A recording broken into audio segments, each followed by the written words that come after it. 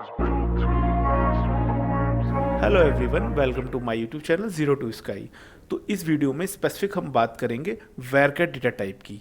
अगर आपको SQL server के अंदर डेटाबेस के अंदर अगर आपको एक टेबल बनानी नहीं आती है तो आप ऊपर आई बटन पर क्लिक करके उस वीडियो को देख सकते हैं जिसमें मैंने सिखाया कि कैसे आप एक टेबल को बनाते हैं।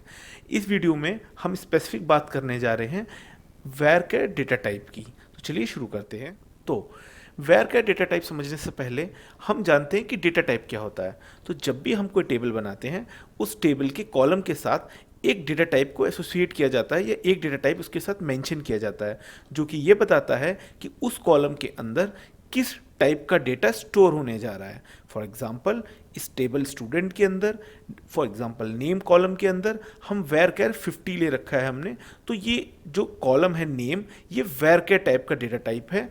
और वेरकैर क्या होता है वो अब हम जानते हैं। वेरकैर एक ऐसा डेटा टाइप है जो कि होल्ड करता है string of numbers, string of letters, string of special characters और कह सकते हैं string of non Unicode characters. मतलब एक ऐसा डेटा टाइप जो कि कैरेक्टर डेटा को स्टोर कराता है जो कि वेराइंग ऑफ लेंथ है। तो इसे हम और अच्छे से समझते हैं। फॉर एग्जाम्पल हमारे पास कोई ऐसा डेटा है जो कि वेराइंग इन लेंथ है। For example this is a boy, my name is ABC, yes, why it is। For example हमारे पास कुछ ऐसा डेटा है और इस डेटा के लिए हमें कोई कॉलम बनाना है और उस कॉलम के लिए एक डेटा टाइप को डिफाइन करना है। तो जनरली ये डेटा जो है ये स्ट्रिंग डेटा है और ये वेराइंग ऑफ लेंथ है। तो हम इस टाइप के डेटा को जनरली वेरकैर डेटा टाइप में सेव कराते हैं या स्टोर करते हैं। हम दूसरे एग्जांपल से समझ सकते हैं कि फॉर एग्जांपल हमारा ऐसा डेटा है एड्रेस को सेव करने का। हमारे पास एक कॉलम है, फॉर एग्जांपल एड्रेस कॉलम है। अब इस कॉलम के अंदर हमें डेटा को स्टोर कराना है जो कि एड्रेस टाइप का है। For example house number 400 ABC park. अब कोई दूसरा एड्रेस है H number 543 Vivek Vihar.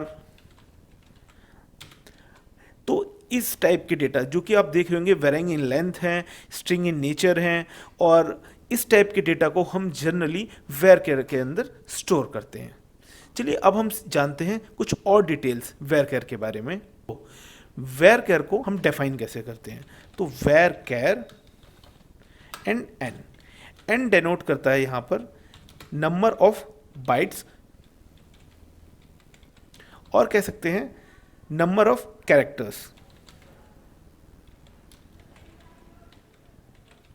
Number of characters तो एन यहां पर डिफाइन करता है नंबर ऑफ बाइट्स या कह सकते हैं नंबर ऑफ कैरेक्टर्स जो कि हम वेरकैर में मैक्सिमम स्टोर कर सकते हैं। अब कितने मैक्सिमम नंबर ऑफ स्टोर कर सकते हैं, तो हम एन जो है 1 से लेके 8000 तक स्टोर कर सकते हैं। तो कितने कैरेक्टर हम वेरकैर के अंदर स्टोर कर सकते हैं, 1 से लेके 8000 तक हम कैरेक्टर्स को इसके अंदर स्टोर कर सकते हैं। अगर हम इसके और स्पेसिफिकेशन में जाएं तो वेरकैर यूजली होल्ड करता है 1 बाइट पर कैरेक्टर को और 2 more bytes for the length information. हम इस चीज़ को एग्जाम्पल से समझते हैं। फॉर एग्जाम्पल हमने ये टेबल बनाई थी सेल्स डीबीओ डॉट स्टूडेंट।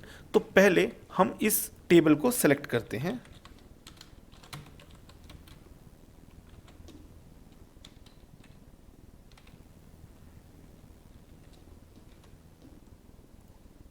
अब ये मुझे एरर दे रहा है, तो वो एरर इसलिए दे रहा है क्योंकि मैंने इसकी स्कीमा और इसके डेटाबेस को सेलेक्ट नहीं किया है और ये टैब विंडो जो है वो मैंने खोली हुई है मास्टर से।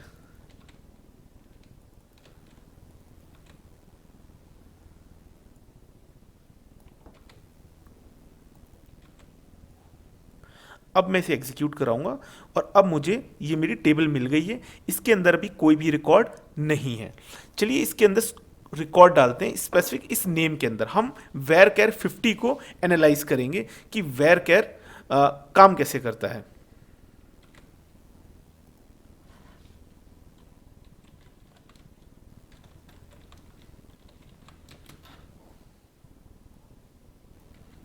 ये इंसर्ट कमांड है। इंसर्ट कमांड हम कब लिखते हैं? जब हमें एक टेबल के अंदर डेटा को इंसर्ट कराना होता है। तो इसके अंदर हम एक कॉलम का नेम रखेंगे और यहाँ पे लिखेंगे वैल्यूज़, और उस कॉलम के अंदर कौन सा हमें डेटा डालना है वो हम डालेंगे। ठीक है, अब आप यहाँ देख सकते हैं कि ये जो लेंथ है varchar 50 हमने डिफाइन कर रखी है इस नेम के लिए। तो अब हम इसके अंदर डालते हैं ABC और इसे इंसर्ट कराते हैं। वन रो इफेक्टेड, मतलब हमारी एक रो इंसर्ट हो चुकी है। और इसको चेक करने के लिए हम यहाँ पर उसे चेक करने के लिए हम यहाँ पर एक और कमांड लिखते हैं, select star from table name database dot schema dot table name, और यहाँ पर आप देख रहे हैं कि ABC रिकॉर्ड हमारे यहाँ सेव हो चुका है। लेट्स एक और हम रिकॉर्ड को इंसर्ट कराते हैं, ABC स्पेस फॉर एग्जांपल हम कराते हैं एक एड्रेस सेव करा लेते हैं, हाउस नंबर 255, और इसे भी हम इंसर्ट कर देते हैं। तो अब हमारे पास टोटल 2 रिकॉर्ड होंगे। हम यहाँ पर देख सकते हैं ये 2 रिकॉर्ड है। अब हम जानते हैं कि ये जब रिकॉर्ड varchar के अंदर इंसर्ट होते हैं तो उसकी डेटा लेंथ और कैरेक्टर लेंथ, मींस कितने बाइट्स वो स्टोर कर रहा है उस कॉलम के लिए, और कितने कैरेक्टर्स को स्टोर कर रहा है, मतलब डेटा कैरेक्टर को स्टोर कर रहा है, वो दोनों चीज़ें हम चेक करते हैं। तो उसे चेक करने के लिए हमें क्या करना होगा? हमें एक कमांड लिखनी होगी, सेलेक्ट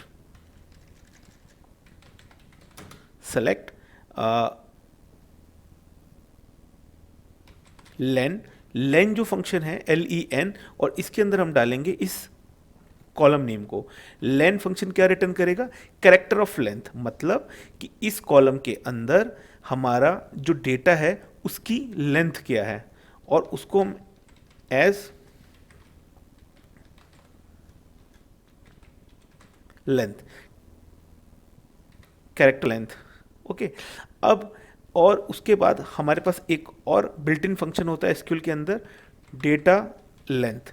डेटा लेंथ क्या रिटर्न करता है? नंबर ऑफ बाइट्स जो वो उस कॉलम के अंदर हमने जिस डेटा को इंसर्ट कराया है उस डेटा का डेटा इन्फॉर्मेशन, मतलब उस डेटा का कितने नंबर ऑफ बाइट्स वो डेटा होल्ड कर रहा है, उस चीज़ को हम डेटा लेंथ से रिप्रेजेंट करते हैं। तो अब हम इसके अंदर फिर से कॉलम नेम को डालेंगे एज डेटा लेंथ फ्रॉम, और टेबल का नाम हमारी टेबल है ये। अब इसको हम रन करेंगे तो अब आप देख सकते हैं कि नंबर ऑफ कैरेक्टर्स जितने भी हम स्टोर करते हैं varchar कॉलम में, उतने number of bytes store use होती है उस कॉलम के अंदर। तो ये एक फंक्शनैलिटी, ये हम कह सकते हैं ये एक स्पेसिफिकेशन है varchar का। तो अब हम इसको समराइज करते हैं कि जब भी कोई डेटा varchar कॉलम के अंदर स्टोर कराया जाता है तो जितने नंबर ऑफ या लेंथ ऑफ दैट डेटा, मतलब कहने का जितने नंबर ऑफ कैरेक्टर्स उस varchar कॉलम के अंदर स्टोर होते हैं, उतने नंबर ऑफ बाइट्स कंज्यूम होती है उस कॉलम में, या उस कॉलम के लिए उतनी नंबर ऑफ बाइट्स कंज्यूम होती है। तो ये पूरी डिटेल वीडियो थी varchar के लिए। अगर फिर भी आपको कोई डाउट है तो आप कमेंट सेक्शन में जाके वो मुझसे पूछ सकते हैं, मैं उसका आपको रिप्लाई कर दूंगा। तो thanks for watching my video.